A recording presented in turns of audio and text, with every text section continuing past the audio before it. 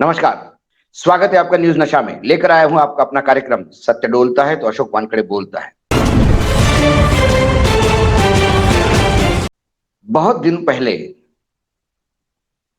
जम्मू कश्मीर के भूतपूर्व राज्यपाल सत्यपाल मलिक ने एक बात कही थी और उन्होंने भ्रष्टाचार के जीरो टॉलरेंस पे बोलते हुए कहा था कि मैं जब जम्मू कश्मीर का राज्यपाल था तब संघ का कोई एक बड़ा अधिकारी मेरे पास आया और रिलायंस, शायद अंबानी की कंपनी के, अनिल अंबानी की हो सकती है, क्योंकि हाइड्रो प्रोजेक्ट और बीमा कंपनी का फाइलें पड़ी हुई थी, उसको क्लियर करने के लिए मुझे 300 करोड़ रुपए की रिश्वत ऑफर हुई।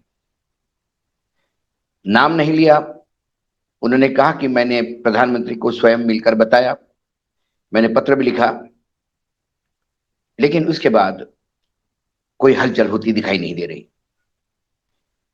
उन्होंने कहा कि मैं किसी भी हालत में गलत काम होने नहीं दूंगा। उन्होंने कहा मैंने बीमा कंपनी का वो काम रद्द कर दिया और सीजीएचएस लागू कर दिया और बाकी कई बातें उन्होंने आरोप लगाए।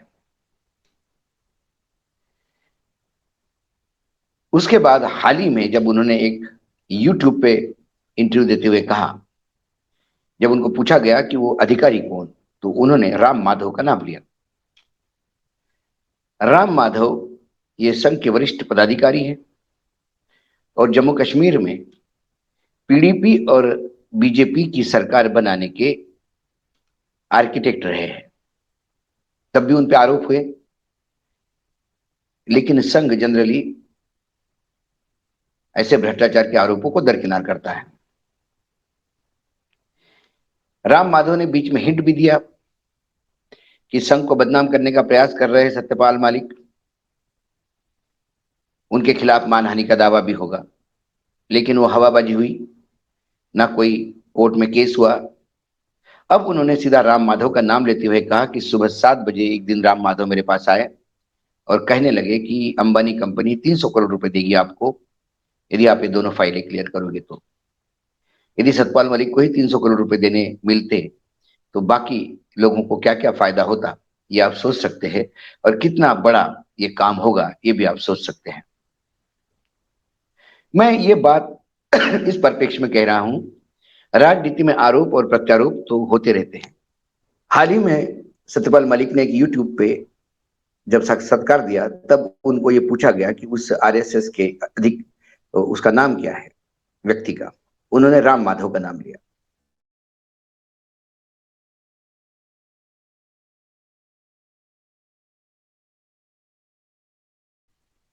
क्योंकि हाल ही में एक किताब रिलीज हुई गुलाम नबी आजाद की, और करीब करीब 6 महीने पहले गुलाम नबी आजाद ने भारत कांग्रेस का दामन छोड़ अपनी राजनीतिक दल की स्थापना की। उनमें लोग जुड़े, फिर बाद में फिर वापस कांग्रेस आ गए। उनकी किताब एक रिलीज हुई और उसके बाद जब उन्होंने एक साक्षात्कार दिया, वो प्रायोजित जैसा लग रहा था क्योंकि आज तक पे था, तो उन्होंने आरोप लगाए कि राहुल गांधी जब विदेश जाते हैं तो अवंचित उद्योगपतियों से मिलते हैं जिनको मिलना नहीं चाहिए ऐसे, लेकिन उन्होंने नाम नहीं बताया। दूसरे दिन भारतीय जनता पार्टी के वरिष्ठ नेता रविशंकर प्रसाद कांग्रेस पर टूट पड़े ये कहते हुए कि समय आ गया है कि राहुल गांधी उन तमाम उद्योगपतियों के नाम दें क्योंकि उनके पूर्व सहयोगी ने आरोप लगाए थे। जो आदमी पार्टी छोड़ के गया वो कतई अपने पुराने पार्टी के लिए कसीदे नहीं पड़ेगा। वो राहुल गांधी को गलत कहेगा ही, लेकिन मजा आती यदि गुलाम नबी आजाद उन तमाम नामों का जिक्र करते जो उद्योगपति अवंचित है और मिले हैं। क्योंकि उद्योगपति यदि गुलाम नबी आजाद को मिलते हैं तो वो अच्छे होते हैं, यदि राहुल गांधी को मिलते हैं तो अवंचित होते हैं। यहां पर प्रश्न ये उठता है, कांग्रेस को जवाब मांग रहे हैं बीजेपी के वरिष्ठ नेता रविशंकर प्रसाद भारतीय जनता पार्टी के कार्यालय में प्रेस कॉन्फ्रेंस करके कि आपके पूर्व साथी आप पे आरोप लगाते हैं, आपको इस पर जवाब देना चाहिए। लेकिन राज्यपाल यदि आरोप लगाए, जो राज्यपाल रह चुके हैं जम्मू कश्मीर जैसे सेंसिटिव राज्य में, जो बहुत अहम है, इन्हीं की कार्यकाल में 370 हटाई गई, 35A हटाया गया। सत्यपाल मलिक को जब वहां राज्यपाल बना के भेजा तो कुछ सोच के ही भेजा होगा सरकार ने, क्योंकि सरकार सोच समझ के डिसीजन लेती है। मलिक साहब ने जब नाम लेके कहा तो फिर ऐसे में सरकार मौन क्यों है? ये तो गुलाम नबी के आरोपों से भी बड़ा आरोप है। सत्यपाल मलिक को गवर्नर पद से हटाया नहीं गया, वो लगातार सरकार विरोधी बोलते भी रहे, उसके बावजूद भी उन्हें मेघालय भेजा गया। और मेघालय भेजने के बाद वो जब रिटायर्ड हो गए, जब उनका कार्यकाल पूरा हो गया, तो उनसे नमस्ते हुई। लेकिन यदि पूर्व राज्यपाल नाम लेकर किसी पे आरोप लगाता है तो फिर भारतीय जनता पार्टी या केंद्र सरकार को इस पे जवाबदेही बनती है। क्या केंद्र सरकार अपने गवर्नर को नोटिस देकर लगाए हुए आरोपों के तथ्यों के बारे में जानने का प्रयास करेगी? क्योंकि मामला जम्मू कश्मीर जैसे सेंसिटिव क्षेत्र से जुड़ा हुआ है। क्या राम माधव को बुलाया जाएगा? क्या 300 करोड़ जैसा अमाउंट की बात होती है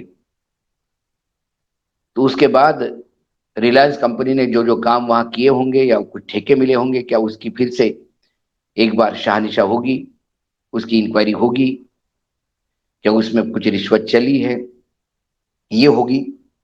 ये तमाम बातों का क्या हमारे देश की एजेंसियां, इन्वेस्टिगेशन एजेंसी ध्यान देगी?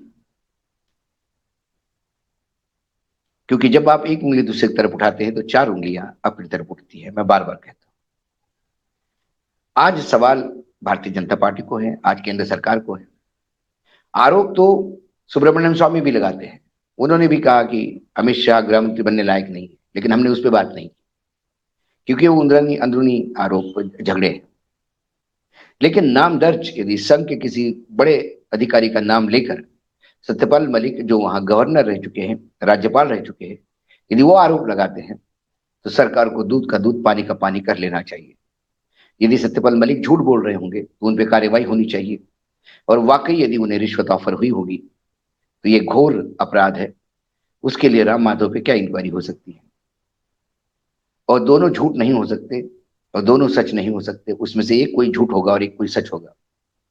क्या वर्तमान सरकार, जो भ्रष्टाचार विरोधी लड़ने की बात करते हैं, बार बार नरेंद्र मोदी जी अपने भाषण में, प्रबोधन में ये करते हैं कि मैं भ्रष्टाचार पे हमलावर हूं, इसलिए विपक्ष मुझे कटघरे में खड़ा करता है क्योंकि वो नंगा हो रहा है।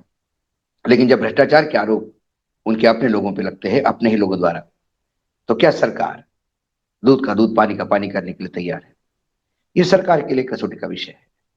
जब सरकार कहती है कि हम भ्रष्टाचार के खिलाफ लड़ रहे हैं, तो वो सत्य यहां डोलता है, क्योंकि एक भ्रष्टाचार का मामला जम्मू कश्मीर का भी है, उन्हीं के लोगों द्वारा, उन्हीं के लोगों पे लगाए हुए आरोप।